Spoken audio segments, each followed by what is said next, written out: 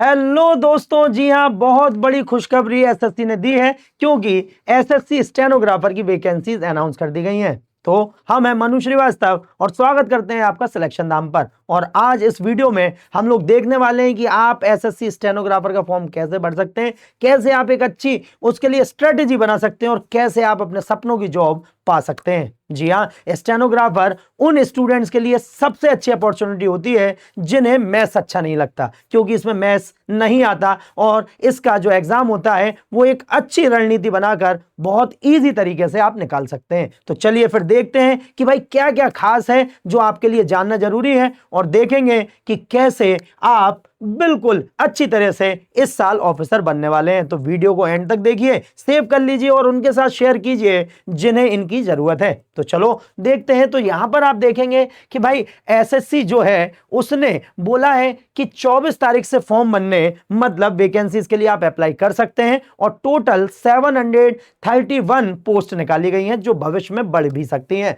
तो ध्यान रखेंगे 24 अप्रैल से अर्थात कल से फॉर्म बनने स्टार्ट हो गए हैं और इन्हें आप भर सकते हैं 15 मई तक। जी हां, 15/5/2026 तक भर सकते हैं रात में 11 बजे तक। और दूसरी बात, अगर आपका कोई पेमेंट का इशू है तो वो आप 16 तारीख रात 11 बजे तक सॉर्ट आउट कर सकते हैं। लेकिन ध्यान रखिएगा भाई, तुरंत के तुरंत पहली फुर्सत में ही आपको फॉर्म भरने हैं, क्योंकि बाद में सर्वर की बड़ी दिक्कत होती है और बहुत से लोग फॉर्म नहीं भर पाते हैं। तो भाई हमेशा ध्यान रखें कि जितनी जल्दी जो काम हो सके उसे उतनी जल्दी कर लेना चाहिए, क्योंकि यदि आप कल पे डालेंगे तो कल कभी नहीं आता। तो इसलिए आप फॉर्म भरिए अपने पूरे डॉक्यूमेंट के साथ और ध्यान रखें भाई, जो भी कोई भी आपको सर्टिफिकेट है जो आपको किसी भी तरीके से एलिजिबल करवाता है तो उसे अपडेट रखना आपकी जिम्मेदारी है, चाहे वो ईडब्ल्यूएस का हो या फिर कोई भी आपका जाति प्रमाण पत्र। अगर आपके डॉक्यूमेंट्स अपडेट नहीं होंगे तो हो सकता है आपको जॉब मिलने के बाद भी जॉब ना मिले।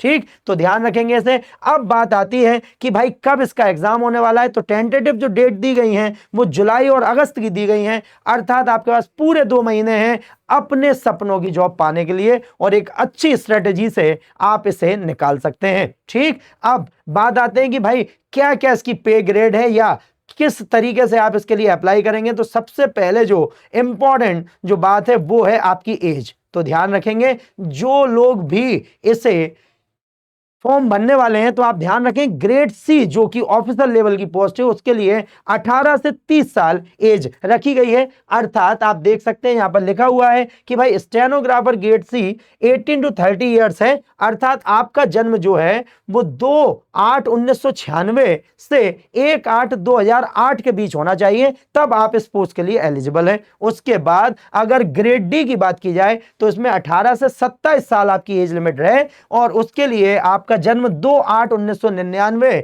से 1/8/2008 के बीच होना चाहिए, तब आप इस पोस्ट के लिए एलिजिबल हो पाएंगे। ठीक है, तो ग्रेड सी 30 ईयर्स और ग्रेड डी 27 ईयर्स। ठीक, और बाकी आपको जो एज रिलैक्सेशन मिलते हैं वो भाई आपको मिलते ही हैं। जैसे आप अगर SC ST से हैं तो आपको 5 साल का रिलैक्सेशन मिलेगा, आप OBC से हैं तो 3 साल का रिलैक्सेशन मिलेगा और जैसा भी आप कैटेगरी बिलोंग करते हैं आपको यहां पर सारी की सारी जानकारी मिल जाएगी। ठीक है, फीस की बात करें तो फीस जैसा कि हमेशा होती है 100 रुपए जनरल कास्ट के लिए और SC ST के लिए वो कोई भी फीस नहीं होती है, बिल्कुल निःशुल्क वो फॉर्म भर सकते हैं। ठीक, चलिए अब बात आती है कि इसकी तैयारी कैसे करें, किस तरीके से हम इसकी तैयारी कर सकते हैं। तो यहां पर हम ध्यान रखेंगे कि सबसे बड़ी बात जो एसएससी स्टेनोग्राफर की होती है कि देखिए एक तो सैलरी बहुत अच्छी होती है, क्योंकि पेड ग्रेड जो है वो 4200 का है ग्रेड सी के लिए और 2400 का है ग्रेड डी के लिए, अर्थात आप बहुत अच्छी एक हैंडसम सैलरी अपने घर लेकर जाएंगे और काम का प्रेशर इतना नहीं होगा, क्योंकि आपकी जो भी जॉब लगती है ये बहुत सही जगह आपको एक तरह से दी जाती है जिससे आप बहुत अच्छे से अपनी तैयारी भी कंटिन्यू कर सकते हैं। तो चलिए फिर देखते हैं कि इसमें आने क्या क्या वाला है। तो अब ध्यान रखेंगे एसएससी ने इस बार अपना थोड़ा सा सिस्टम बदल दिया है। जैसे फेज 14 में उन्होंने सेक्शनल टाइमिंग रखी हुई है, अर्थात अब हर सब्जेक्ट के लिए आपको एक लिमिटेड टाइम होगा, आप अपनी कैटेगरी को शिफ्ट नहीं कर पाएंगे। ऐसा नहीं है कि आप मैथ्स की जगह आप इंग्लिश कर पाए। तो इसी तरीके से भाई इसमें भी सेक्शनल टाइमिंग रखी गई है और वो क्यों रखी गई है या क्यों नहीं रखी गई या रखना चाहिए थी, अब इसके बारे में तो हम लोग कह नहीं सकते, क्योंकि भाई जो भी सरकार करती है